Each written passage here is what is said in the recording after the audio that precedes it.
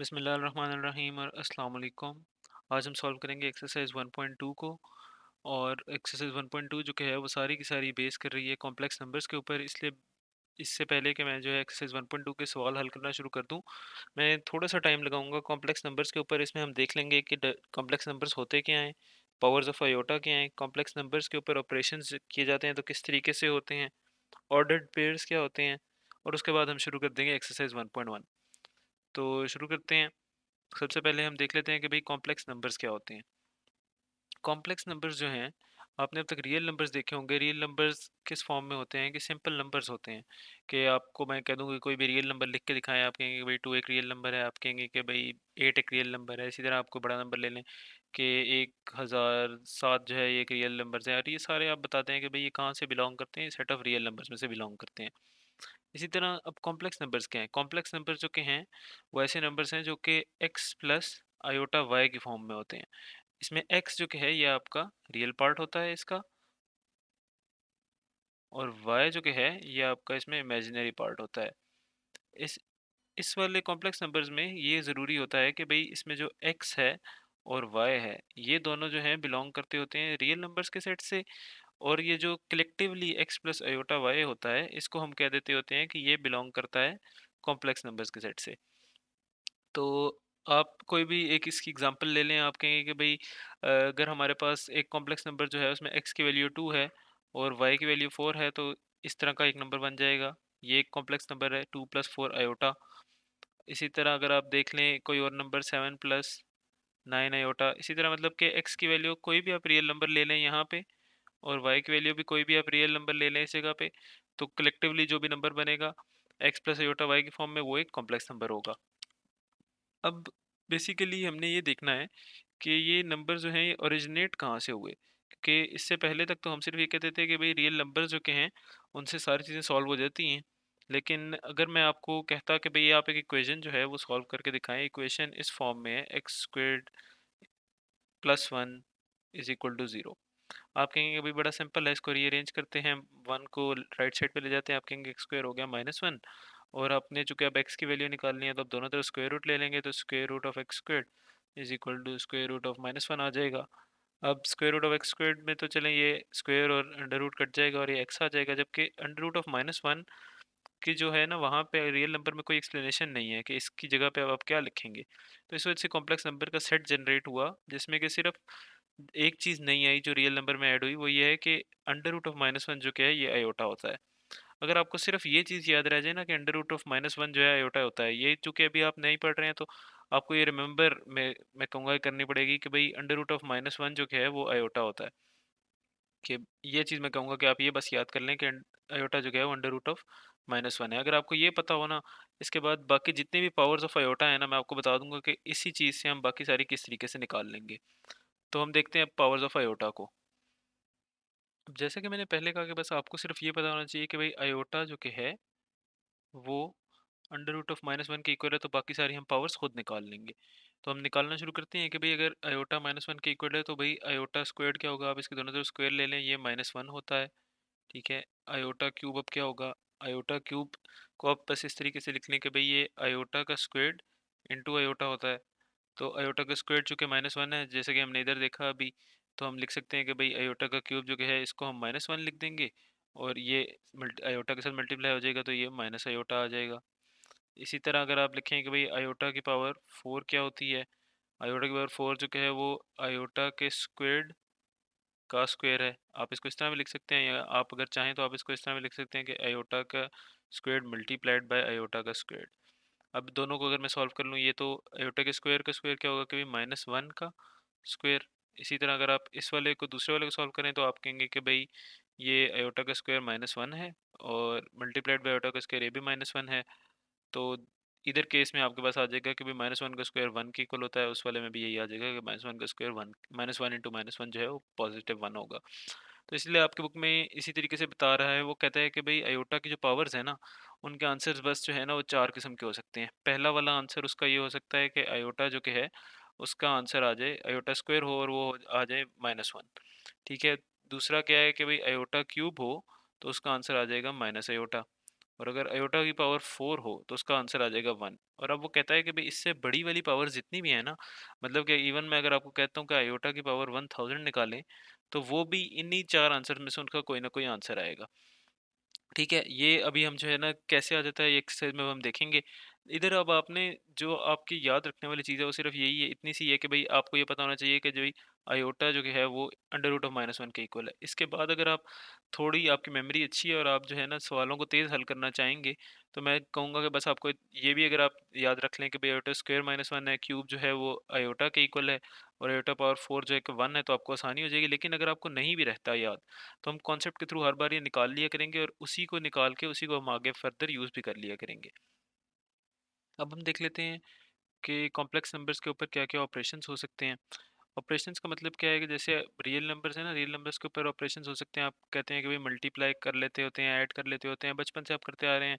तो मैं अगर कोई भी इक्वेशन लिख दूं कि भाई 2 प्लस 4 हो रहा है, इसको अगर मल्टीप्लाई बाई 2 करेंगे तो आपको पता है कि भाई ये ब्रैकेट खुल जाएगी, ये 2 जो है 2 के साथ मल्टीप्लाई हो जाएगा और 2 जो है फिर 4 के साथ मल्टीप्लाई हो जाएगा, और आंसर फिर आप इससे निकाल लेंगे कि भाई 4 प्लस 8 जो है ये 12 आ जाएगा। अब इसी तरह मैं कॉम्प्लेक्स नंबर्स हमने चूंकि पहले देखे हुए नहीं हैं, वो सिंपल से और इनसे मिलते जुलते ही हैं, तो इस वजह से बस हम एक नज़र इनको देख लेंगे कि भाई इसमें तमाम ऑपरेशंस होते कैसे हैं।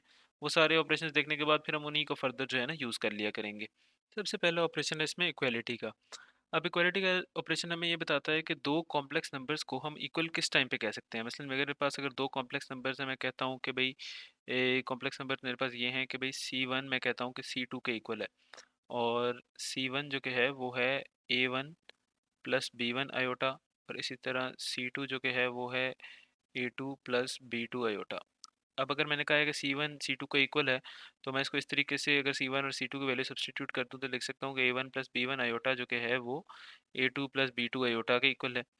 अब दो कॉम्प्लेक्स नंबर्स के इक्वल होने के लिए कंडीशन ये है कि उनका रियल पार्ट भी आपस में इक्वल हो। मतलब कि अगर मैं कह रहा हूँ ना कि ये दोनों कॉम्प्लेक्स नंबर इक्वल हैं, तो इसका मतलब है कि A1 A2 के इक्वल है, मतलब कि इनके रियल पार्ट आपस में इक्वल है। इसी तरह B1 जो कि है वो B2 के इक्वल है, मतलब कि इनके कॉम्प्लेक्स पार्ट भी आपस में इक्वल हैं। अगर ये दोनों कंडीशंस जो हैं वो ट्रू हो जाएंगी, तो जो कॉम्प्लेक्स नंबर्स हैं वो एक दूसरे के इक्वल होंगे। ठीक है, अब हम देख लेते हैं एडिशन इनकी। तो एडिशन कैसी होती है कॉम्प्लेक्स नंबर्स की, कि भाई अगर वही दो नंबर्स हैं जो हमने पहले ले लिए C1 और C2, अब हम इनको ऐड कर लेते हैं। तो मैं करता हूँ कि भाई C1 प्लस C2 क्या होगा। C1 प्लस C2 मेरे पास आ जाएगा A1 plus B1 iota plus A2 plus B2 iota. अब कॉम्प्लेक्स नंबर्स ऐड किस तरीके से होते हैं कि जो इनके रियल पार्ट होते हैं वो अलहदा ऐड हो जाते हैं, जैसे ये और ये पार्ट होगा, और इनके कॉम्प्लेक्स पार्ट जो के हैं वो अलहदा ऐड हो जाते हैं। Simple is that. तो आप जो है इनको किस तरीके से भी ऐड कर लेंगे, इनके पहले आप रियल पार्ट ऐड कर लेंगे। तो मैं क्या करता होता हूँ कि एक ब्रैकेट लगा लेता हूँ, इसमें सारे रियल पार्ट लिख लेता हूँ कि A1 है एक पार्ट, प्लस A2 है और कोई रियल पार्ट नहीं है, ब्रैकेट क्लोज कर दें, प्लस एक और आप ब्रैकेट लगा लें, और इसमें अब आप लिख लें इसके कॉम्प्लेक्स पार्ट्स कौन कौन से हैं कि B1 है प्लस B2 है, और बाहर आप आयोटा लिख दें। तो आपने जो है ना बस सिंपली जो है वो रियल पार्ट अलग से ऐड कर लेने हैं और कॉम्प्लेक्स पार्ट अलग से ऐड कर लेने हैं, तो इनकी एडिशन हो जाएगी। आखिरी जो है हम देखते हैं कि भाई इनकी मल्टीप्लिकेशन या स्केलिंग कैसे होती है। जैसे होता है ना कि 2 इंटू 3 आप मल्टीप्लाई करते होते हैं, तो भाई हम कहते हैं कि 6 आ गया, भाई 2 से स्केल हो गया 3। इस तरह हम देखेंगे कि भाई कॉम्प्लेक्स नंबर कैसे स्केल हो जाते हैं। तो मेरे पास अगर एक कॉम्प्लेक्स नंबर है C1 को हम ले लेते हैं। तो C1 अगर मेरे पास है जो कि है A1 प्लस B1 आई, अगर ये किसी रियल नंबर से स्केल हमेशा होंगे, तो अगर ये किसी रियल नंबर से स्केल होते हैं, मसलन 5 से स्केल होते हैं, तो 5 टाइम्स C1 जो है वो क्या आ जाएगा कि भाई रियल पार्ट में भी 5 मल्टीप्लाई हो जाएगा और इमेजिनरी में भी। तो रियल में मल्टीप्लाई हो जाएगा तो 5 टाइम्स A1 आ जाएगा, प्लस इमेजिनरी में मल्टीप्लाई होगा तो 5 टाइम्स B1 आ जाएगा, और आयोटा आप एज सच लिख देंगे। तो ये प्रीटी मच जो है ना वो रियल नंबर्स से मिलते जुलती हैं, मल्टीप्लिकेशन एडिशन इनकी इक्वालिटी भी। बस आपने इस चीज़ का ध्यान रखना है कि इधर जो भी काम हो रहा होगा ना वो हमेशा दो पार्ट्स में डिवाइड होगा, एक रियल पार्ट में और एक इमेजिनरी में। आप इक्वालिटी देख रहे हैं, आप कहेंगे कि भाई इसका रियल पार्ट अगर आपस में इक्वल है और इसका इमेजिनरी पार्ट भी आपस में इक्वल है, तो ये तो ये इक्वल है आपस में। एडिशन आप देखेंगे तो आप कहेंगे कि भाई रियल पार्ट को मैं अलहदा से ऐड कर लेता हूँ और इमेजिनरी पार्ट को मैं अलहदा से ऐड कर लेता हूँ, और उनका सम जो है ना वो हमारे पास एक जो है ना कॉम्प्लेक्स नंबर बन जाएगा जो कि उन दोनों का सम होगा। इसी तरह आपने मल्टीप्लिकेशन या स्केलिंग जब की, तो स्केलिंग में भी आप जो है ना कोई भी नंबर अगर पूरे कॉम्प्लेक्स नंबर के साथ मल्टीप्लाई हो रहा है तो रियल पार्ट के साथ ही मल्टीप्लाई होगा और कॉम्प्लेक्स पार्ट के साथ भी सेपरेटली मल्टीप्लाई होगा। अभी हमने देखा था कि भाई जो कोई भी हमारे पास जो है ना वो अगर आ जाए ना कॉम्प्लेक्स नंबर और उसको हमें स्केल करना पड़े एक रियल नंबर के साथ, या आप कहें मल्टीप्लाई करना पड़े उसको एक रियल नंबर के साथ, तो वो कैसे होगा। अब हम ये देख लेते हैं कि भाई अगर हमारे पास जो कि है वो नंबर इसी तरह है, कॉम्प्लेक्स नंबर ही है, लेकिन उसको आपने एक और कॉम्प्लेक्स नंबर के साथ मल्टीप्लाई करना है, तो वो किस तरह होगा। तो हमारे पास अभी जो नंबर था जो हम अभी जिससे डील कर रहे थे, तो हमने कहा था कि भाई C1 एक ले लेते हैं, इसको हम कहते हैं कि A1 प्लस B1 आयोटा है। इसी तरह हमने कहा एक C2 एक और नंबर ले लेते हैं जो कि A2 प्लस B2 आयोटा है। अब इन दोनों का ये दो कॉम्प्लेक्स नंबर्स के मल्टीप्लिकेशन अब हम देखते हैं कि C1 मल्टीप्लाइड बाय C2 किस तरीके से होगी। ठीक है, तो पहले आप इसको इसी तरीके से लिख लें कि A1 प्लस B1 आयोटा ये मल्टीप्लाई हो रहा है जी A2 प्लस B2 आयोटा के साथ। अब ये मल्टीप्लाई होंगे तो किस तरह होगा कि भाई जैसे नॉर्मली आपने मल्टीप्लाई किए होंगे ना, जैसे आप करते थे कि x प्लस वाई जो कि है इसका स्क्वायर, आप कहते हैं कि भाई वो x squared plus y squared plus 2xy है। ये आता कहाँ से है कि आप x प्लस वाई को मल्टीप्लाई करते हैं x प्लस वाई के साथ। ठीक है, तो अब मल्टीप्लिकेशन कैसे होती है कि पहले x जो है वो x के साथ मल्टीप्लाई हो जाता है। आप कहते हैं कि भाई ये तो इक्वल टू हो जाएगा एक्स स्क्वेड के, फिर x जो कि है वो y के साथ मल्टीप्लाई होता है, आप कहते हैं ये एक्स वाई हो जाएगा। फिर अब अगले वाला नंबर ले लेते हैं, y ले लेते हैं, y x के साथ पहले मल्टीप्लाई होगा तो ये वाई एक्स बनेगा, और फिर y y के साथ मल्टीप्लाई होगा तो ये वाई स्क्वेड बन जाएगा।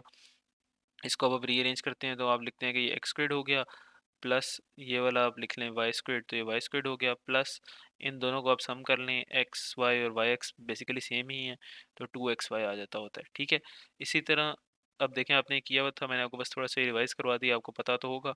इसी तरह अब हम इनको भी मल्टीप्लाई कर लेंगे कॉम्प्लेक्स नंबर्स को आपस में, तो ये हमारे पास आ जाएगा, पहले A1 A2 के साथ मल्टीप्लाई होगा तो आ जाएगा A1 A2, प्लस अब A1 जो है B2 के साथ मल्टीप्लाई हो जाएगा तो A1 B2, और आई आयोटा को ऐसा लिख देंगे, प्लस जो कि है अब B2 आयोटा को हम आगे मल्टीप्लाई करें, B1 आयोटा को सॉरी, तो ये हमारे पास आ जाएगा B1 A2 आयोटा, प्लस ये आ जाएगा B1 B2, अब आयोटा इनटू आयोटा, इसमें दो आयोटा आ जाएंगे।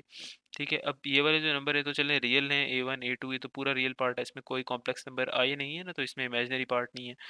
तो इसी तरह अब ये वाला जो है वो पूरा कॉम्प्लेक्स पार्ट है, तो कॉम्प्लेक्स पार्ट जो है इनको भी हम एक स्टेप के बाद जो है मैं आपको दिखाऊंगा कि भाई हम रियल पार्ट्स और कॉम्प्लेक्स पार्ट को अलहदा कर लेंगे।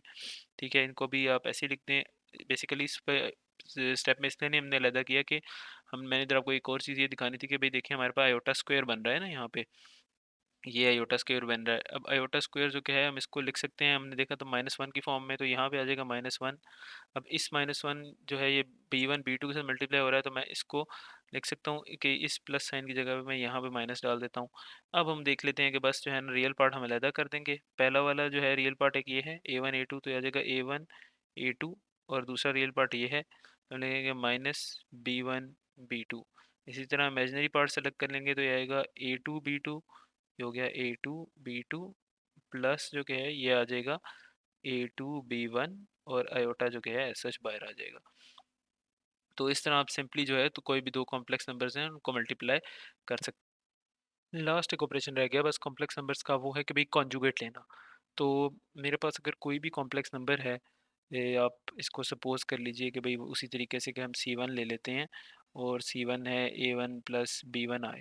ठीक है, तो इसका कॉन्जुगेट क्या होगा कि जिस पार्ट में आयोटा है ना उस पार्ट का साइन आप चेंज कर दें बस। ठीक है, तो C1 का कॉन्जुगेट मतलब कि अगर आप लिख लें कि भाई कॉन्जुगेट ऑफ C1, ये क्या होगा कि आप आयोटा वाला जो पार्ट है ना इसका साइन जो है उसको चेंज कर दें। इसका साइन प्लस था, आप इसको अब कर दें -B1I।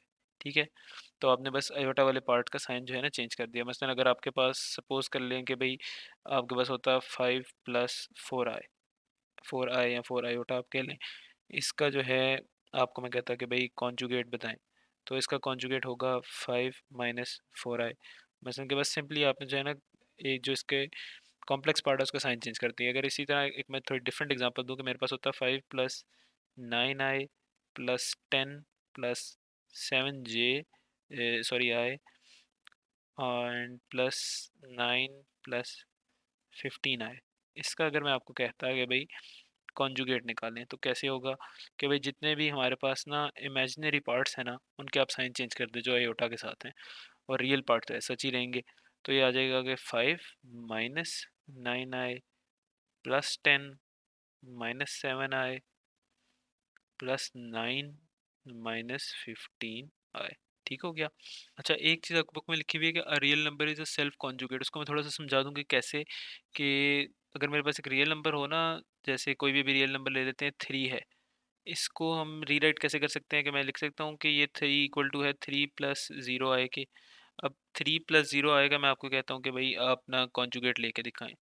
आप कहेंगे कि भाई आसान है, 3 प्लस 0 आएगा, कॉन्जुगेट हो जाएगा 3 माइनस 0 आए, आयोटा वाली जगह आपने साइन बदल दिया। लेकिन ये तो 0 आए है, 0 अगर ना भी लिखें तो कोई फ़र्क नहीं पड़ता। तो आप इन इफेक्टिवली आपने लिखा है कि जो 3 है ना, उसका कॉन्जुगेट जो है ना वो 3 ही है। तो बेसिकली क्योंकि इमेजिनरी पार्ट उसका 0 है, तो उसका साइन बदलने से जो है कोई फ़र्क नहीं पड़ रहा, इसलिए एक रियल नंबर जो है उसका कॉन्जुगेट लेके भी वो रियल नंबर खुद ही आ जाता है एंड रिजल्ट में। एग्जाम्पल्स को शुरू करने से पहले बस एक चीज़ रह गई, वो है ऑर्डर्ड पेयर, क्योंकि वो ऑर्डर्ड पेयर जो है ये टर्म बार बार जो है आगे इस्तेमाल होगी। तो मैं चाह रहा हूँ कि ये थोड़ा सा मैं आपको इसके बारे में बता दूँ, उसके बाद हम आगे शुरू कर लेते हैं। तो ऑर्डर्ड पेयर होता क्या है? ऑर्डर्ड पेयर बेसिकली ऐसा एक पेयर है कि पहली बात है कि पेयर है ना, पेयर है मतलब कि इसमें दो चीज़ें होंगी। ठीक है, तो भाई ऑर्डर्ड पेयर मैं लिख सकता हूँ इन द फॉर्म ऑफ कि भाई A1 कॉमा B1 है। ये मुझे पता चल गया कि ये तो पेयर की वजह से पता चल गया कि इसमें दो चीज़ें हैं, A1 और B1। ऑर्डर्ड का मतलब ये है कि जो इसके लिखने का ऑर्डर है ना, ये मैटर करता है।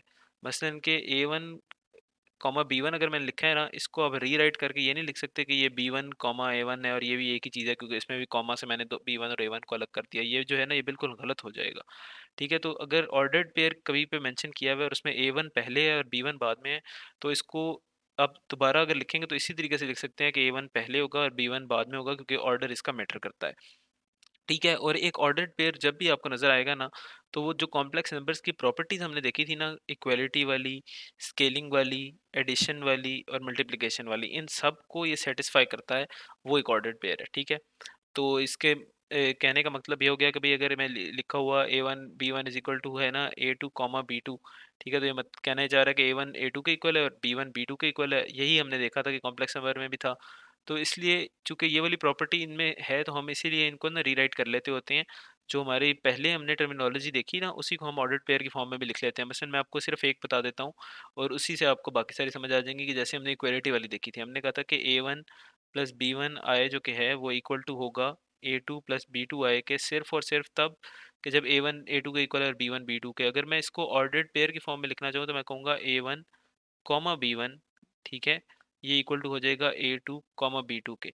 तो इसी तरह ये जो अब मैंने फॉर्म लिख दिया ना, अभी आप इंटरचेंजेबली यूज़ कर सकते हैं। इसको लिख लें अयोटा वाली फॉर्म को या ऑर्डर्ड पेयर वाली फॉर्म को, जोन सी भी आप लिख लेंगे वो जो है ना इसमें एक्सेप्टेबल होगी। बस इसमें ये है कि जो अयोटा वाली फॉर्म है ना, उसमें अब आप चूंकि अयोटा बता रहा है कि इमेजिनरी पार्ट कौन सा है, तो अब आप उसको ना आगे पीछे करके भी लिख सकते हैं। मसलन आप लिख सकते हैं B1 अयोटा प्लस A1। तो ये भी ठीक है, ये इक्वल टू है A1 प्लस B1 अयोटा के। ठीक है, लेकिन आप जो ऑर्डर्ड पेयर है ना, उसमें पहले हमेशा रियल पार्ट लिखना होता है। तो आप ऑर्डर्ड पेयर में वैसे तो एक और तरह से भी लिखा जाता है, लेकिन अब आप फिलहाल एज्यूम करने के लिए रियल पार्ट लिखना होता है तक, क्योंकि इससे एज्यूम करने से आपके लिए आसानी होगी। तो चूँकि आपने अब पहले मैं कहता हूँ कि अगर हमेशा रियल पार्ट ही लिखना है, तो अब आप इस A1 कॉमा B1 जो है ना, इसको इस तरीके से नहीं लिख सकते हैं कि आपने कहीं और देखा तो आपने इसको बस अगले स्टेप में जाके जो है ना B1 कॉमा A1 कर दिया, तो ये तो गलत होगा। तो इसलिए मैं तो प्रेफर करता होता हूँ कि मैं ये वाली जो है ना टर्म यूज़ करता रहूँ, क्योंकि मुझे इंटरचेंजेबली इसको यूज़ करते हुए आसानी होती है। लेकिन अगर आपको ये वाली पसंद आ रही है तो आप ये वाली यूज़ कर लें, तो दोनों में कोई भी इशू नहीं होगा। ठीक है, लेकिन बस आपको पता होनी चाहिए थी कि ये दोनों जो है ना एग्जिस्ट करती हैं, ऑर्डर्ड पेयर को लिखते किस तरीके से हैं। तो एक एग्जांपल मैं ले लेता हूँ कि भाई मसलन मैं कहता हूँ कि भाई दो मैं आपको नंबर देता हूँ और कहते हैं हम कि भाई आप इनको ऑर्डर्ड पेयर की फॉर्म में लिखें। तो एक नंबर है मेरे पास, सिंपल है, x प्लस आयोटा वाई, इसको लिखना है। और एक नंबर है 7 + 14i। तो आई होप कि आपने लिख लिया होगा। अब मैं इनको लिख लेता हूँ कि भाई x प्लस आयोटा वाई किस तरह आ जाएगा। पहले मैं इसका रियल पार्ट लिख दूंगा, कॉमा इसका इमेजिनरी पार्ट लिख दूंगा। ठीक है, इसी तरह अगर मैंने 7 + 14i को लिखना है, पहले इसका रियल पार्ट, कॉमा इसका इमेजिनरी पार्ट, और ये जो है ना उस फॉर्म में चले जाएंगे, ऑर्डर्ड पेयर की फॉर्म में।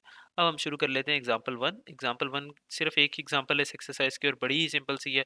उसको करने के साथ ही जो है ना हम एक्सरसाइज शुरू कर देंगे। अच्छा जी, एग्जाम्पल 1 को देख लेते हैं। अब एग्जाम्पल 1 जो कि है बड़ी ही सिंपल सी है, बस आपने सम, डिफरेंस और प्रोडक्ट निकालना है दो कॉम्प्लेक्स नंबर्स का।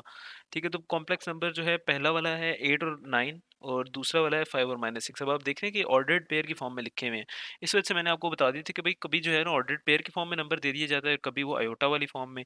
तो होती दोनों ठीक है और दोनों को आप इस्तेमाल कर सकते हैं, लेकिन आपको पता होना चाहिए तभी आप इस्तेमाल कर पाएंगे। अब सबसे पहले है ना हम इनको सम कर लेते हैं। तो इनका अब सम जो है वो क्या हो जाएगा, तो सम जो कि है वो इज इक्वल टू हो जाएगा कि 8 और 9 जो कि है ये सम हो रहा है 5 और -6 के साथ। अब हमें पता है कि इनके पहले वाले जो है रियल पार्ट है, सेकंड इमेजिनरी है, और ये अलग अलग ऐड होंगे। तो हम जो है सबसे पहले इनके रियल पार्ट ऐड कर लेते हैं। 8 और 5 क्या हो जाएगा 13, और 9 और -6 क्या हो जाएगा 3। ठीक है, अब डिफरेंस निकाल लेते हैं।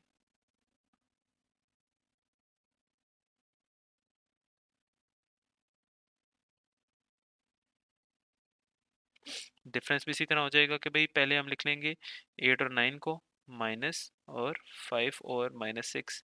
ठीक है, अब 8 -5 पहले रियल पार्ट को हम सब्ट्रैक्ट करेंगे। 8 -5 क्या हो जाएगा 3, और अब हम इमेजिनरी पार्ट को सब्ट्रैक्ट करेंगे 9 -6।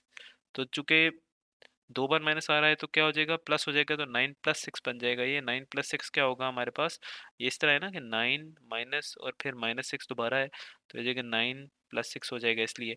ठीक है, 9 + 6 हमारे पास आ जाएगा 15। ठीक हो गया, ये डिफरेंस हो गया। अब मैं प्रोडक्ट में आपको एक मज़े की चीज़ बताता हूँ कि हम लिखते हैं कि भाई प्रोडक्ट अब हमने इसका लेना है। अब प्रोडक्ट जो है वो है कि भाई 8, 9 है, इसको आपने मल्टीप्लाई करना है 5, -6 के साथ। अब एक तो तरीका ये है कि आप इसको भी याद कर लेते हैं। जैसे आप कभी अगर मैं पूछूँ ना कि x + y के होल स्क्वायर्ड क्या होता है, तो आप में से कमोबेश ही कोई बंदा इसको सॉल्व करेगा, मोस्टली इसको डायरेक्ट लिख देंगे कि ये होता है x² + y² + 2xy। तो अगर तो आपने जब मैंने पहले आपको वो दिखाया था कि दो रियल नंबर का प्रोडक्ट जो है वो कैसे लिखा जाता है, तो कॉम्प्लेक्स नंबर्स को सॉरी, तो आपने अगर तो याद कर लिया हो तो एक वो तरीका है। और अगर आपने याद नहीं किया, जो कि मैं प्रेफर करूँगा कि आपने याद ना किया हो। देखिए याद करना मैथ में कभी भी ज़रूरी नहीं है, आप ज़हन पे वैसे ही बोझ डाल रहे हैं। हम किसी भी टाइम पे कोई भी चीज़ जो है ना प्रूफ करके उसी टाइम पे निकाल सकते हैं और उसको हम यूज़ कर लेंगे। तो मैं अभी जो है दोबारा से वो वाला प्रूफ कर लेता हूँ, ताकि उसका जो एंड रिजल्ट है उसको हम इस सवाल के आंसर में यूज़ कर लें। तो हमारे पास अगर दो नंबर, ये कॉम्प्लेक्स नंबर थे कि A1 + B1 आए, और ये अगर मल्टीप्लाई हो रहा था A1 + B2 आई के साथ, तो हमने इसको मल्टीप्लाई कैसे किया था, हमने कहा था आ जाएगा A1 A2 + A1 B2 I, ठीक है, plus B1 A2 I plus B1 B2 iota square. हमने कहा था कि भाई आयोटा स्क्वायर जो है क्या करेगा, इसका साइन बदल देगा तो ये माइनस हो जाएगा। फिर हमने कहा था कि भाई रियल पार्ट मैं अलहदा कर लूँगा और इमेजिनरी पार्ट मैं अलहदा कर लूँगा।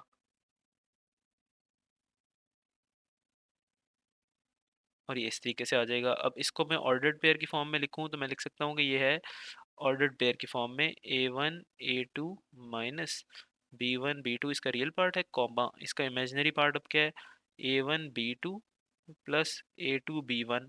ठीक है, अब हमारे केस में हम देखें तो क्या है कि भाई A1 जो कि है उसकी वैल्यू है 8, और B1 जो कि है उसकी वैल्यू है 9।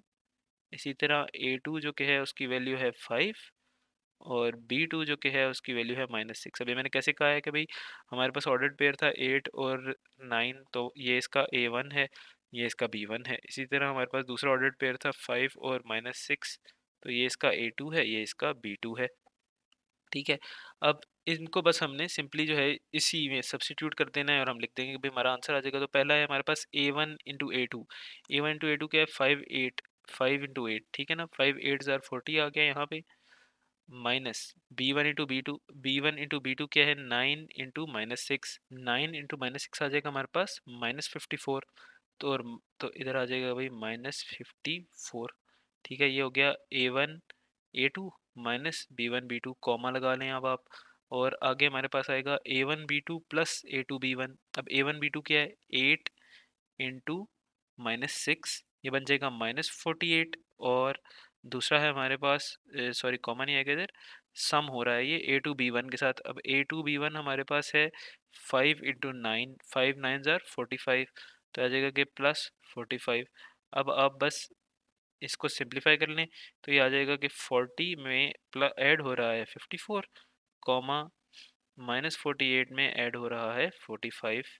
ठीक है, ये हमारे पास आ जाएगा 40 में 54 ऐड हो जाएगा तो ये आ जाएगा 90, 4 कॉमा -48 में 45 ऐड होगा तो ये रह जाएगा -3।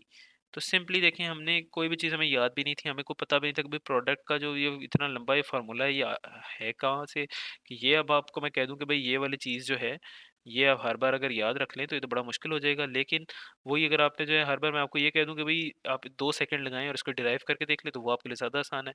तो मैं तो ये प्रेफर करता होता हूँ कि भाई मैं डिराइव कर लिया करूँ मौके के ऊपर ही, कि जब मुझे ज़रूरत पड़े उसकी। आप अब आपके ऊपर है कि भाई आपको डिराइव करना अगर आसान लगता है तो आप वो कर लें, अगर आपको याद करना ज़्यादा आसान लगता है तो वो कर लें। लेकिन मैं आपको ये सजेस्ट करूंगा कि आप ये डिराइव कर लिया करें। जब भी आप डिराइव कर लेंगे तो इससे आपको कभी भी गलती नहीं होगी। अच्छा, फिर जैसे कि पहले मैंने कहा था कि भाई जहाँ-जहाँ पे भी हम देखेंगे कि कैलकुलेटर इस्तेमाल हो सकता है, तो हम कैलकुलेटर को इस्तेमाल किया करेंगे, ठीक है? अब ना कैलकुलेटर ना कॉम्प्लेक्स नंबर्स में हमें बहुत ही फ़ायदेमंद होगा। तो हम जो है ना अभी क्या करते हैं कि जो कॉम्प्लेक्स नंबर्स हैं ना, इनको हम सॉल्व करते हैं इसी वाले सवाल को कैलकुलेटर की मदद से। तो सबसे पहले मेरे पास आ जाएगा कि भाई सम निकालना है। अच्छा, सबसे पहले आपने करना क्या है कि आपने कैलकुलेटर में अपने मोड का बटन दबाना है और इसमें 2 दबाना है, ताकि आप कॉम्प्लेक्स वाले मोड में आ जाएँ। इसमें जब आप आएँगे तो आप ना इसमें ये कॉम्प्लेक्स पार्ट लिख सकेंगे या आयोटा यहाँ पे दबा के देखें, वैसे आप नहीं लिख सकते। ठीक है, तो अगर आप नहीं ये लिख सकते, इधर आप दबाएँ और आयोटा ना आए, तो इसका मतलब है आप रियल वाले पार्ट में हैं, जो कि यहाँ पे ये 1 है कंप्यूटर वाला पार्ट। आपने 2 दबा के इसमें कॉम्प्लेक्स में आ जाना है। अब हम ना कॉम्प्लेक्स नंबर्स को सम कर लेते हैं। अच्छा, अब इसमें जो सम होते हैं ऑर्डर्ड पेयर्स की फॉर्म में यहाँ पे नहीं लिखा जाता, हम इसमें लिखते होते हैं दूसरी वाली फॉर्म में। तो उसकी फॉर्म में हम लिख के इसको कर लेते हैं सम। तो मेरे पास है, पहला है 8 और 9, तो मैं लिखता हूँ कि मेरे पास है 8 प्लस 9 आयोटा, ठीक है? इसको मैंने सम करना है किसके साथ? 5 और -6 आयोटा के, 5 माइनस 6 आयोटा, ठीक है? इसको आप करेंगे, आ जाएगा 13 और 3, मतलब रियल पार्ट 13 है, इमेजिनरी पार्ट 3 है, यही आपका आंसर भी था। अब आप इसको इसी वाले को कर लेंगे, इनका डिफरेंस क्या होगा? तो इसमें आ गया 3 और 15, 3 प्लस 15 आयोटा, तो रियल पार्ट 3 और इमेजिनरी पार्ट 15, मतलब कि 3, 15 आप ऑर्डर्ड पेयर में लिख सकते हैं। इसी तरह अब आप इनका प्रोडक्ट निकाल लें, तो इनका प्रोडक्ट आ जाता है 94 माइनस 3 आयोटा। मतलब इतना बड़ा सवाल जो आपने भी हल किया था, और आपने कितने आसानी से इसको चेक कर लिया कि भाई इसका आंसर जो मैंने निकाला था वो सही भी था या नहीं था। तो ये वाला भी देखिए, ये भी आसानी से वही आंसर आ गया कि इसको आप 94 माइनस 3 आयोटा को ऑर्डर पेयर की फॉर्म में लिख सकते हैं, 94 कॉमा 3। तो आपका जो आंसर थे वो बिल्कुल ठीक थे।